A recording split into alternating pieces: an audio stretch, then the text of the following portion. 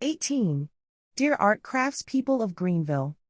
For the annual crafts fair on May 25th from 1 p.m. to 6 p.m., the Greenville Community Center is providing booth spaces to rent as in previous years. To reserve your space, please visit our website and complete a registration form by April 20th. The rental fee is $50. All the money we receive from rental fees goes to support upcoming activities throughout the year. We expect all available spaces to be fully booked soon, so don't get left out. We hope to see you at the fair.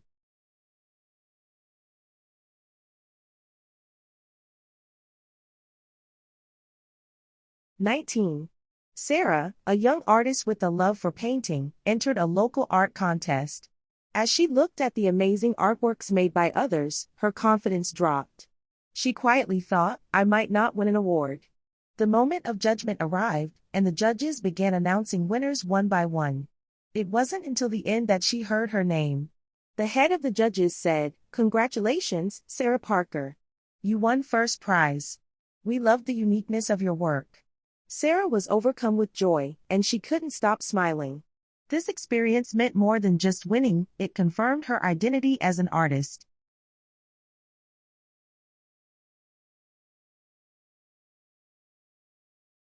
20.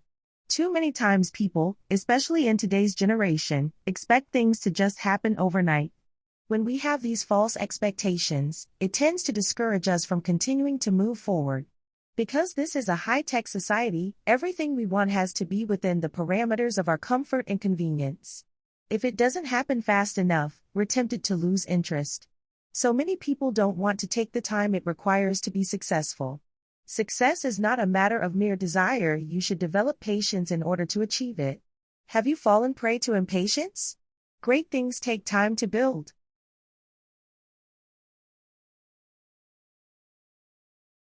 21. If you had wanted to create a self-driving car in the 1950s, your best option might have been to strap a brick to the accelerator. Yes, the vehicle would have been able to move forward on its own, but it could not slow down, stop, or turn to avoid barriers. Obviously not ideal. But does that mean the entire concept of the self-driving car is not worth pursuing? No, it only means that at the time we did not yet have the tools we now possess to help enable vehicles to operate both autonomously and safely. This once distant dream now seems within our reach. It is much the same story in medicine. 2 decades ago, we were still taping bricks to accelerators. Today, we are approaching the point where we can begin to bring some appropriate technology to bear in ways that advance our understanding of patients as unique individuals. In fact, many patients are already wearing devices that monitor their conditions in real time, which allows doctors to talk to their patients in a specific, refined, and feedback-driven way that was not even possible a decade ago.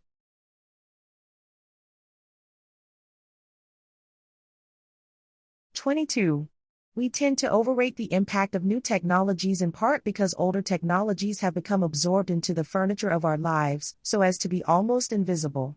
Take the baby bottle. Here is a simple implement that has transformed a fundamental human experience for vast numbers of infants and mothers, yet it finds no place in our histories of technology. This technology might be thought of as a classic time-shifting device, as it enables mothers to exercise more control over the timing of feeding. It can also function to save time, as bottle feeding allows for someone else to substitute for the mother's time. Potentially, therefore, it has huge implications for the management of time in everyday life, yet it is entirely overlooked in discussions of high-speed society.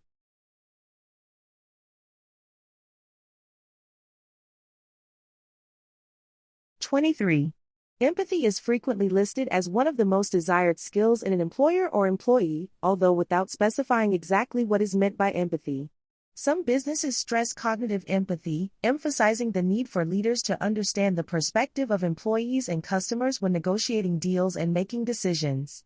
Others stress affective empathy and empathic concern, emphasizing the ability of leaders to gain trust from employees and customers by treating them with real concern and compassion. When some consultants argue that successful companies foster empathy, what that translates to is that companies should conduct good market research. In other words, an empathic company understands the needs and wants of its customers and seeks to fulfill those needs and wants. When some people speak of design with empathy, what that translates to is that companies should take into account the specific needs of different populations, the blind, the deaf, the elderly, non-English speakers, the colorblind, and so on, when designing products.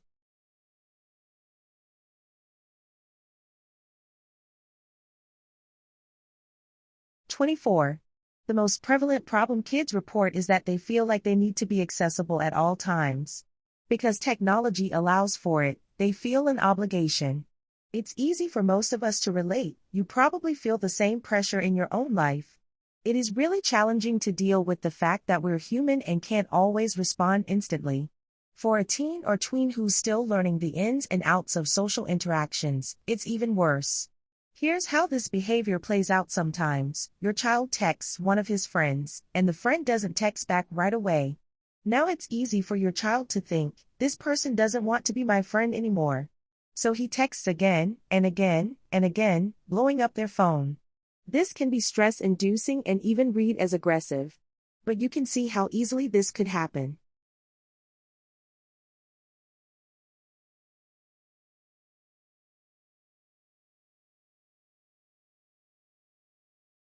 The graph above shows the animal protein consumption measured as the average daily supply per person in 3 different countries in 2020. The US showed the largest amount of total animal protein consumption per person among the 3 countries. Eggs and dairy was the top animal protein consumption source among 4 categories in the US, followed by meat and poultry at 22.4 grams and 20.6 grams, respectively. Unlike the US, Brazil consumed the most animal protein from meat, with eggs and dairy being the second most. Japan had less than 50 grams of the total animal protein consumption per person, which was the smallest among the 3 countries. Fish and seafood, which was the least consumed animal protein consumption source in the US and Brazil, ranked the highest in Japan.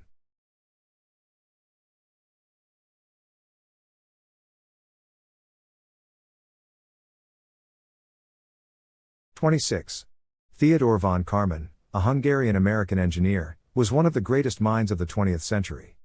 He was born in Hungary and at an early age, he showed a talent for math and science. In 1908, he received a doctoral degree in engineering at the University of Göttingen in Germany.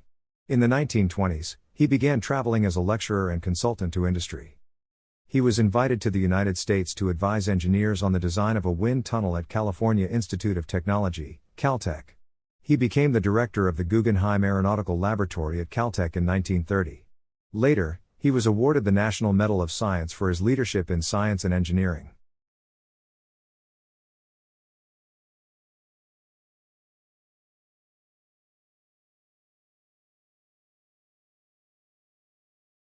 (27) Basic Latte Art Class.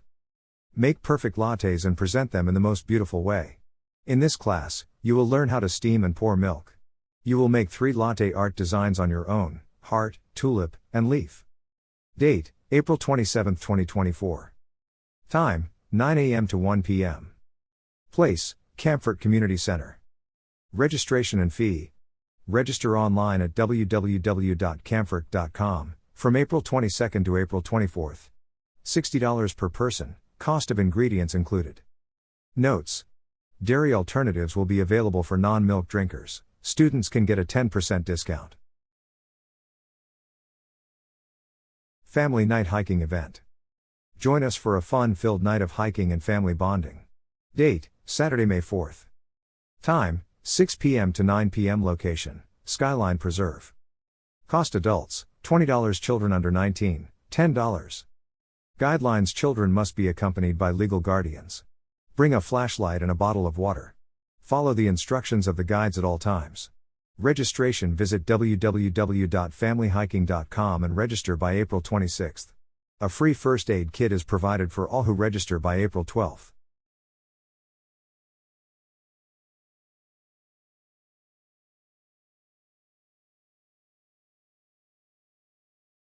(29) For years, many psychologists have held strongly to the belief that the key to addressing negative health habits is to change behavior. This, more than values and attitudes, is the part of personality that is easiest to change. Ingestive habits such as smoking, drinking, and various eating behaviors, are the most common health concerns targeted for behavioral changes. Process addiction behaviors, workaholism, shopaholism, and the like, fall into this category as well. Mental imagery combined with power of suggestion was taken up as the premise of behavioral medicine to help people change negative health behaviors into positive ones. Although this technique alone will not produce changes, when used alongside other behavior modification tactics and coping strategies, behavioral changes have proved effective for some people. What mental imagery does is reinforce a new desired behavior. Repeated use of images reinforces the desired behavior more strongly over time.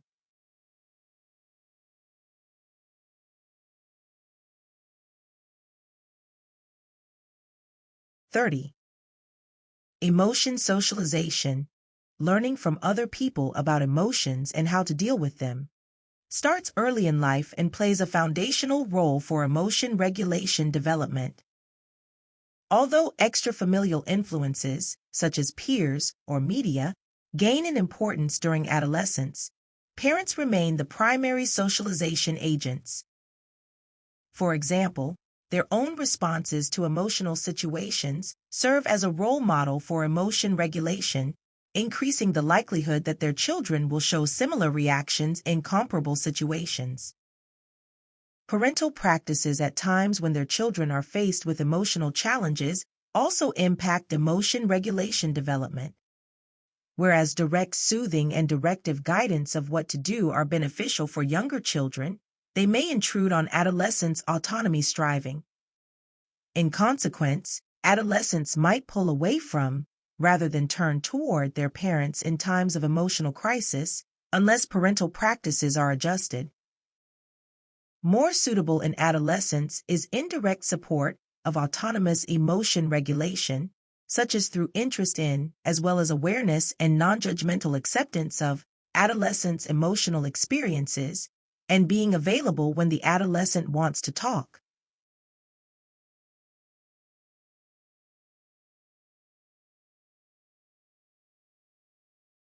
(31) Dancers often push themselves to the limits of their physical capabilities.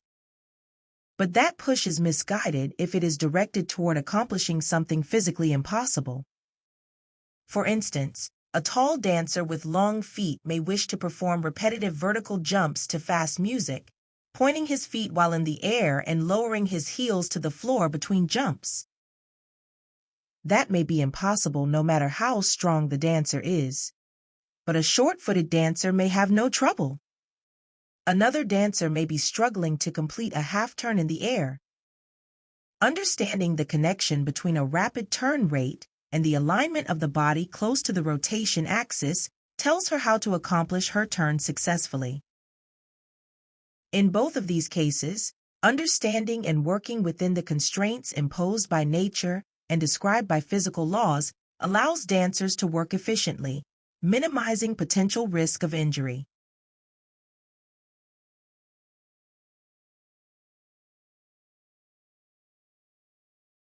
(32) We must explore the relationship between children's film production and consumption habits. The term children's film implies ownership by children their cinema, but films supposedly made for children have always been consumed by audiences of all ages, particularly in commercial cinemas. The considerable crossover in audience composition for children's films can be shown by the fact that, in 2007, 11 Danish children's and youth films attracted 59% of theatrical admissions, and in 2014, German children's films comprised 7 out of the top 20 films at the national box office. This phenomenon corresponds with a broader international embrace of what is seemingly children's culture among audiences of diverse ages.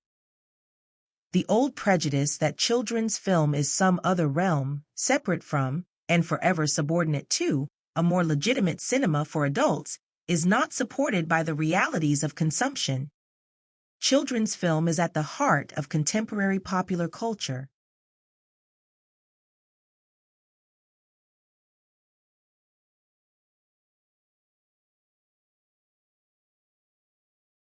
33.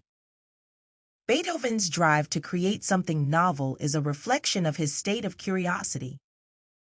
Our brains experience a sense of reward when we create something new in the process of exploring something uncertain, such as a musical phrase that we've never played or heard before. When our curiosity leads to something novel, the resulting reward brings us a sense of pleasure. A number of investigators have modeled how curiosity influences musical composition.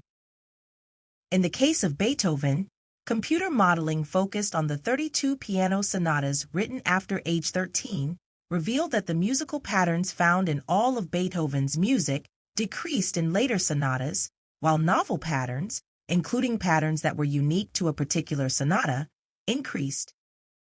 In other words, Beethoven's music became less predictable over time as his curiosity drove the exploration of new musical ideas. Curiosity is a powerful driver of human creativity.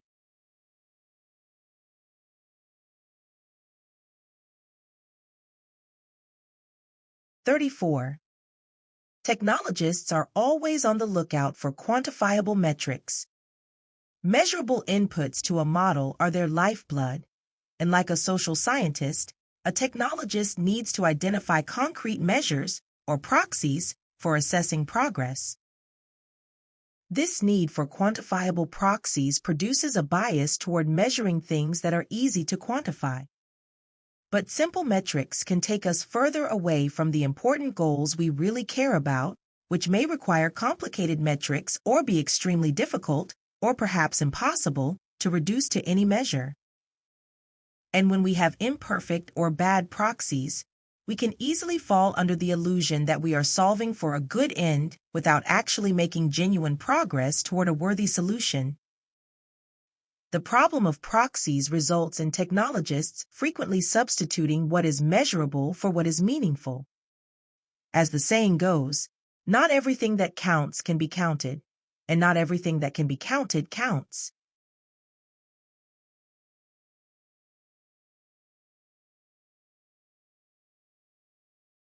(35) We are the only species that seasons its food, deliberately altering it with the highly flavored plant parts we call herbs and spices. It's quite possible that our taste for spices has an evolutionary root. Many spices have antibacterial properties. In fact, common seasonings such as garlic, onion, and oregano inhibit the growth of almost every bacterium tested.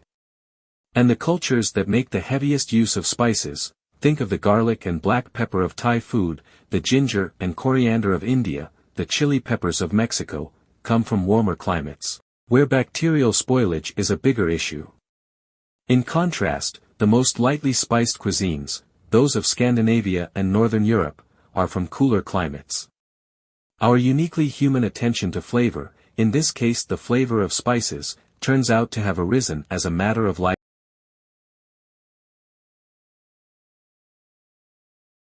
36. Development of the human body from a single cell provides many examples of the structural richness that is possible when the repeated production of random variation is combined with non-random selection. All phases of body development, from embryo to adult, exhibit random activities at the cellular level, and body formation depends on the new possibilities generated by these activities coupled with selection of those outcomes that satisfy previously built-in criteria. Always new structure is based on old structure, and at every stage selection favors some cells and eliminates others.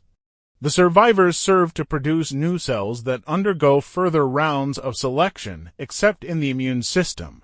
Cells and extensions of cells are not genetically selected during development, but rather are positionally selected. Those in the right place that make the right connections are stimulated, and those that don't are eliminated. This process is much like sculpting. A natural consequence of the strategy is great variability from individual to individual at the cell and molecular levels, even though large-scale structures are quite similar.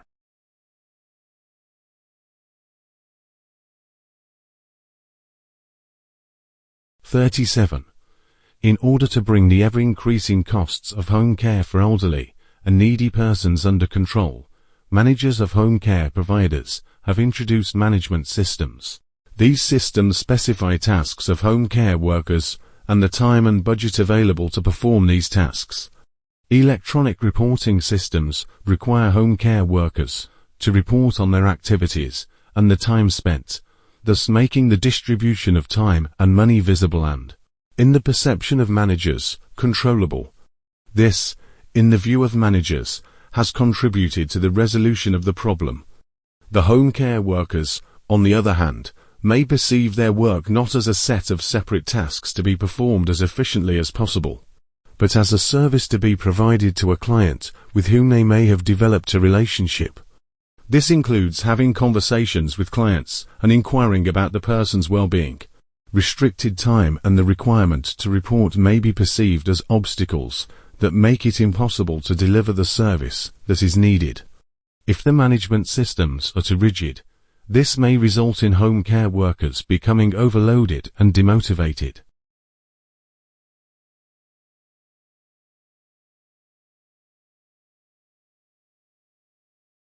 "38. It is a common assumption that most vagrant birds are ultimately doomed, aside from the rare cases where individuals are able to reorientate and return to their normal ranges. In turn, it is also commonly assumed that vagrancy itself is a relatively unimportant biological phenomenon. This is undoubtedly true for the majority of cases, as the most likely outcome of any given vagrancy event is that the individual will fail to find enough resources, and/or be exposed to inhospitable environmental conditions, and perish.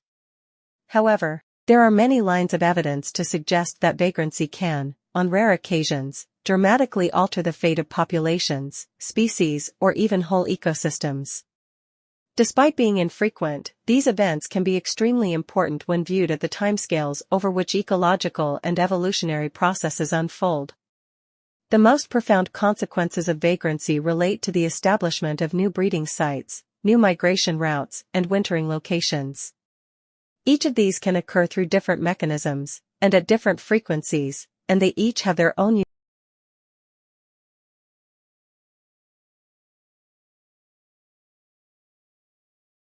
39. Intuition can be great, but it ought to be hard-earned. Experts, for example, are able to think on their feet because they've invested thousands of hours in learning and practice. Their intuition has become data-driven. Only then are they able to act quickly in accordance with their internalized expertise and evidence-based experience. Yet most people are not experts, though they often think they are. Most of us, especially when we interact with others on social media, act with expert-like speed and conviction, offering a wide range of opinions on global crises, without the substance of knowledge that supports it. And thanks to AI, which ensures that our messages are delivered to an audience more inclined to believing it, our delusions of expertise can be reinforced by our personal filter bubble. We have an interesting tendency to find people more open-minded, rational, and sensible when they think just like us.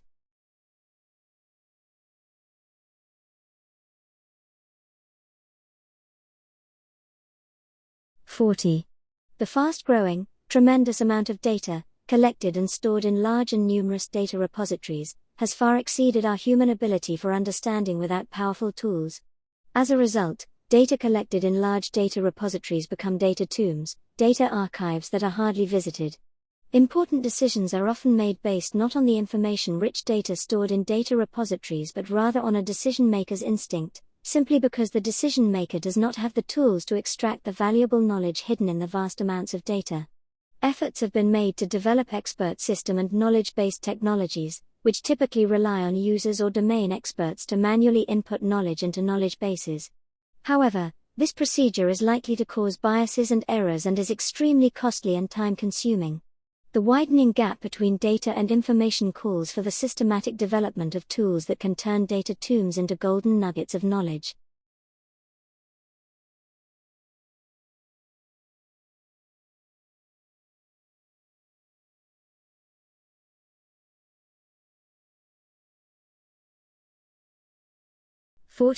and 42. It's untrue that teens can focus on two things at once. What they're doing is shifting their attention from one task to another.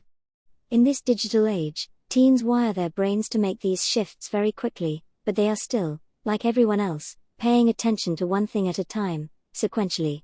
Common sense tells us multitasking should increase brain activity, but Carnegie Mellon University scientists using the latest brain imaging technology find it doesn't.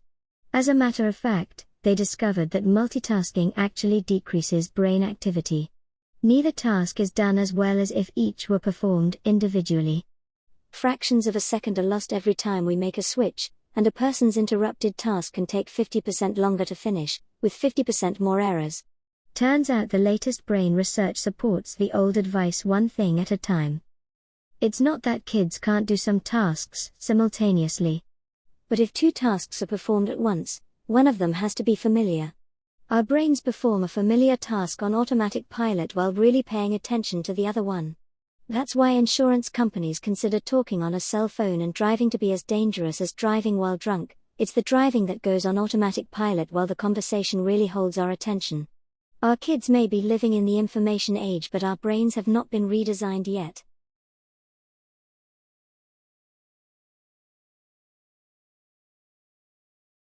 From 43 to 45. Christine was a cat owner who loved her furry companion, Leo. One morning, she noticed that Leo was not feeling well. Concerned for her beloved cat, Christine decided to take him to the animal hospital. As she always brought Leo to this hospital, she was certain that the vet knew well about Leo. She desperately hoped Leo got the necessary care as soon as possible. The waiting room was filled with other pet owners. Finally, it was Leo's turn to see the vet. Christine watched as the vet gently examined him. The vet said, "I think Leo has a minor infection." "Infection? Will he be okay?" asked Christine. "We need to do some tests to see if he is infected. But for the tests, it's best for Leo to stay here," replied the vet. It was heartbreaking for Christine to leave Leo at the animal hospital, but she had to accept it was for the best. "I'll call you with updates as soon as we know anything," said the vet. Throughout the day, Christine anxiously awaited news about Leo. Later that day, the phone rang and it was the vet. The test revealed a minor infection. Leo needs some medication and rest, but he'll be back to his playful self soon. Relieved to hear the news, Christine rushed back to the animal hospital to pick up Leo. The vet provided detailed instructions on how to administer the medication and shared tips for a speedy recovery. Back at home, Christine created a comfortable space for Leo to rest and heal. She patted him with love and attention, ensuring that he would recover in no time. As the days passed, Leo gradually regained his strength and playful spirit.